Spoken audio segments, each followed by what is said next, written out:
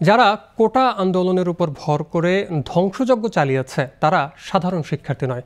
BNP জামায়াতই এই সন্ত্রাসী কার্যক্রম করেছে বলে দাবি করেছেন আওয়ামী লীগের সাধারণ সম্পাদক ওবায়দুল কাদের। তিনি বলেন, সেতু ভবনে হামলাকারীদের ফুটেজ আইন শৃঙ্খলা রক্ষাকারী বাহিনীকে দেওয়া হয়েছে। সকালে প্রধানমন্ত্রী শেখ হাসিনার সাথে রাজধানীর সড়ক ভবন পরিদর্শন শেষে তিনি এসব কথা বলেন। মেট্রো রেল ও এলিভেটেড এক্সপ্রেসওয়ে চালু কবে থেকে হবে সে সিদ্ধান্ত প্রধানমন্ত্রী দেবেন বলেও জানান ওবায়দুল কাদের। বিস্তারিত জানাচ্ছেন শাহরিয়ার বাঁধন। শনিবার সাম্প্রতিক তাণ্ডবে বিধ্বস্ত দুর্যোগ ব্যবস্থাপনা অধিদপ্তর ভবন ও মহাখালীর সেতু ভবন পরিদর্শন করেন প্রধানমন্ত্রী শেখ হাসিনা। এ সময় সাথে ছিলেন আওয়ামী লীগ সাধারণ সম্পাদক ও সেতুমন্ত্রী ওবায়দুল কাদের। পরে সাংবাদিকদের সাথে মতবিনিময় করেন তিনি।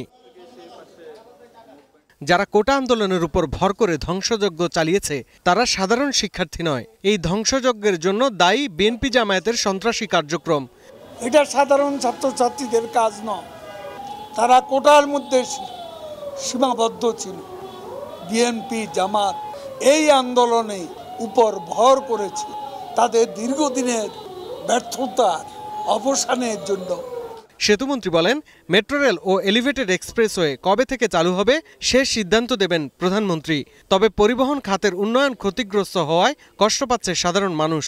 এক বছরেও যন্ত্রপাতি এনে সচল করা সম্ভব হবে না বলে এক্সপার্টরা জানিয়েছে। সেটা সর্বোচ্চ সিদ্ধান্ত। বিষয়গুলো প্রধানমন্ত্রী শেখ হাসিনা যে সিদ্ধান্ত দিবেন ওই সিদ্ধান্তের উপরে যেখানে যা করার সেটা করবে।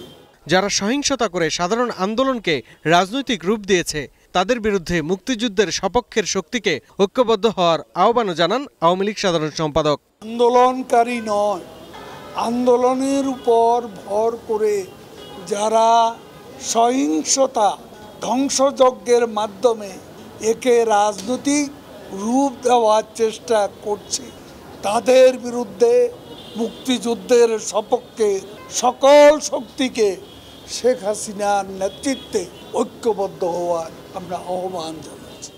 শাহরিয়ার বাঁধন, গ্লোবাল টেলিভিশন, ঢাকা।